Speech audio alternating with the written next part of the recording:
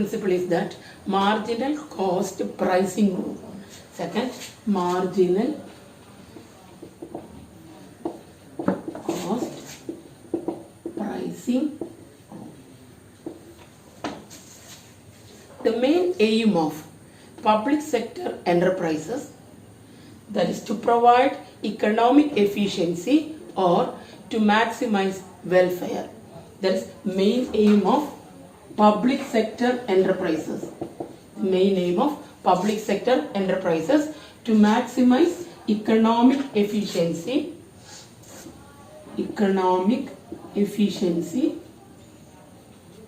or to maximize welfare. Maximize welfare. This is the main aim of public enterprises. Economic efficiency is there, then welfare component also. Both are the main aim of the public sector enterprises. Public sector enterprises. But if a public sector enterprises run with monopoly to produce the goods and services, it is economically inefficient.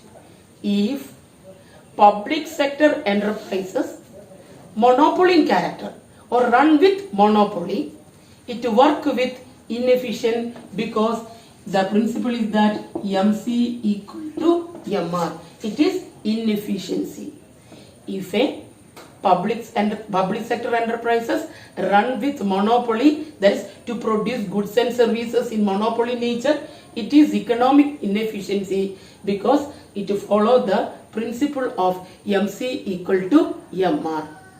Then in order to get economic efficiency, marginal cost pricing rule shows that price equal to marginal cost of production if it under decreasing condition. If it under decreasing conditions, it increase the profit, and if the price equal to marginal cost under increasing returns, it incur the losses.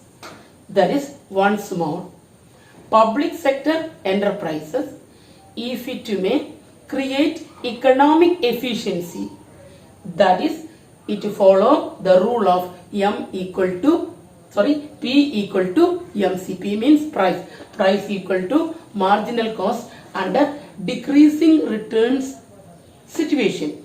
Decreasing return situations of that P equal to MC, under decreasing returns it maximize its profit. At the same time, P equal to MC, under increasing returns it incur the losses also. These are the main points here. Once more, marginal cost principle. Here it shows that the main aim of public sector enterprises to maximize economic efficiency or to maximize the welfare. So here there is one side maximum efficiency and another side to maximize the welfare.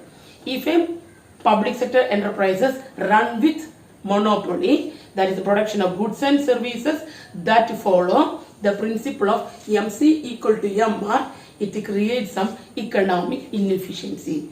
But to make economic efficiency, they follow the method of P equal to or price equal to marginal cost condition. If it may be under decreasing returns, it increase its profit. At the same time, if it follow under increasing returns, it create or incur the losses. That is the second important principle, that is named as marginal cost pricing rule here. Okay. Third principle is no profit, no loss policy. No profit, no loss policy.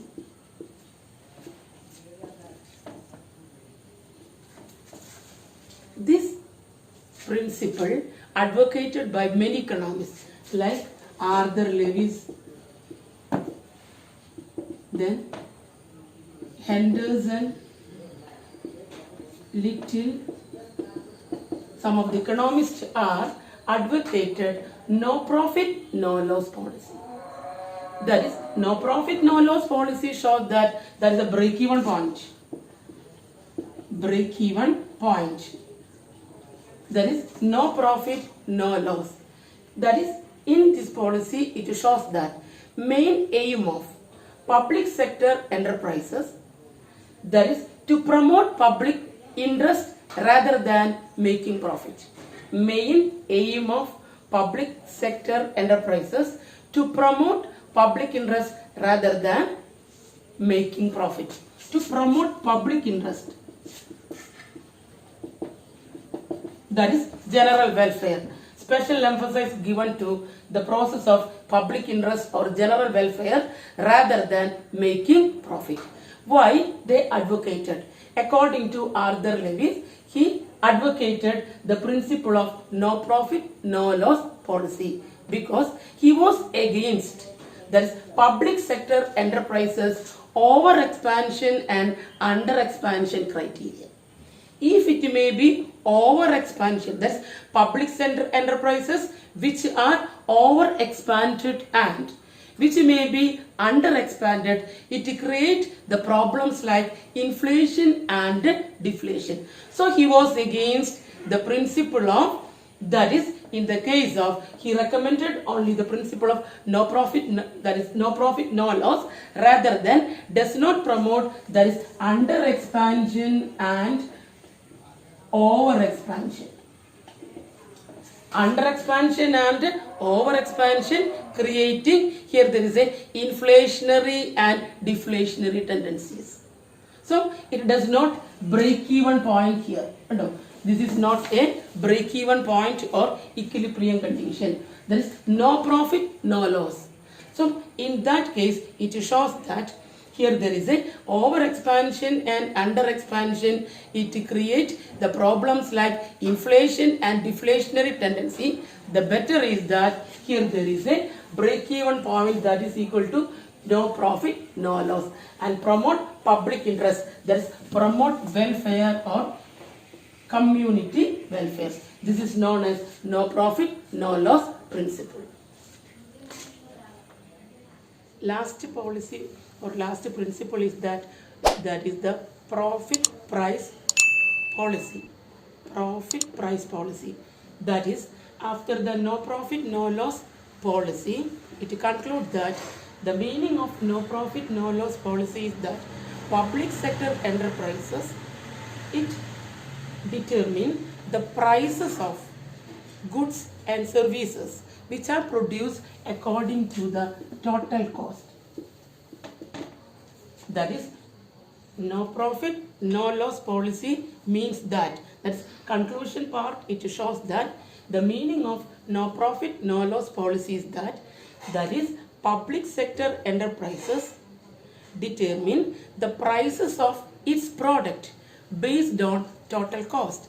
Total cost that is equal to in the form of short run cost, then long run cost, fixed and variable cost, depreciation charges, etc. These are the main important points included to determine the total cost. That is, sometimes here there is a possibility of selling cost is there, advertisement cost is there. All costs are just to cover, that is no profit, no loss. That's covering all cost of production. That is the content or the main important point just to mind about no profit, no loss policy. A last principle is that profit price policy. That is, from the word you got show that profit price policy. Because of so many loopholes here, no profit, no loss. There is no profit here, there is no loss here, only cover the cost of production.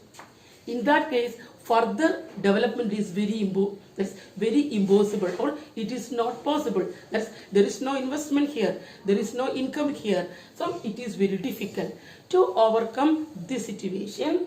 That is, V.K.R.V. Rao in the year of 1959. That is Dr. V.K.R.V. Rao.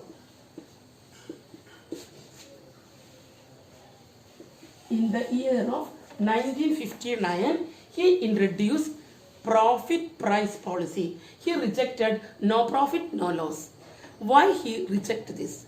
According to his opinion, that resource utilization is the main aim rather than taxing the people. Resource utilization is the main aim, or utilization resources is the main aim rather than taxing the people. You know that resource utilization. If you utilize the resources in a fullest manner, it creates economic development. If you imposing taxes, it creates some dissatisfaction among the individual. So better is that the resource utilization. So what is that?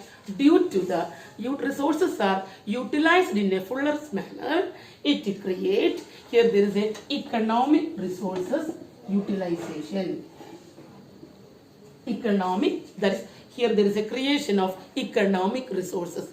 These resources or this income is sufficient to, that is, to utilize for the purpose of investment, that is, for the purpose of investment. At the same time, this income or this economic resources used for the purpose of maintenance of public expenditure also.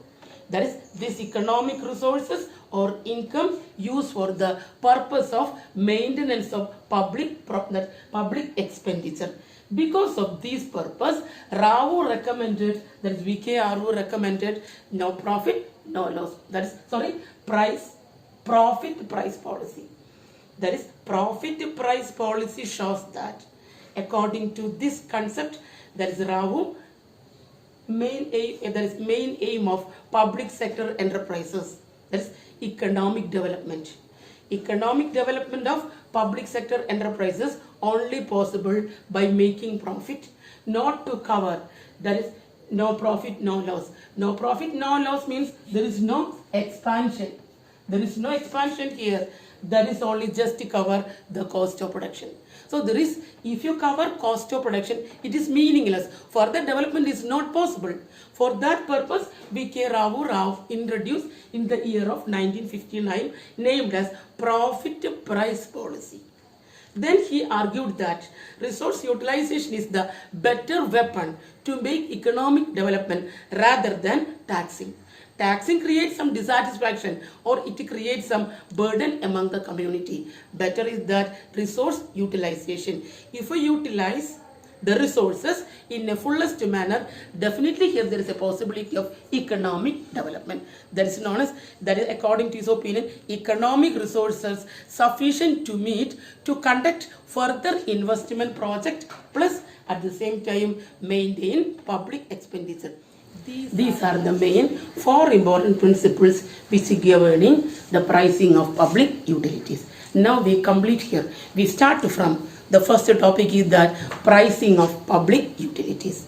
In order to explain the pricing of public utilities, first we have detailed explanation about public utilities. That's public utilities, explain what about the meaning here, then what about its importance, then characteristics, purpose, duties and forms. Then we make a clear picture about public utilities. Then we come to the next part, what about the pricing here.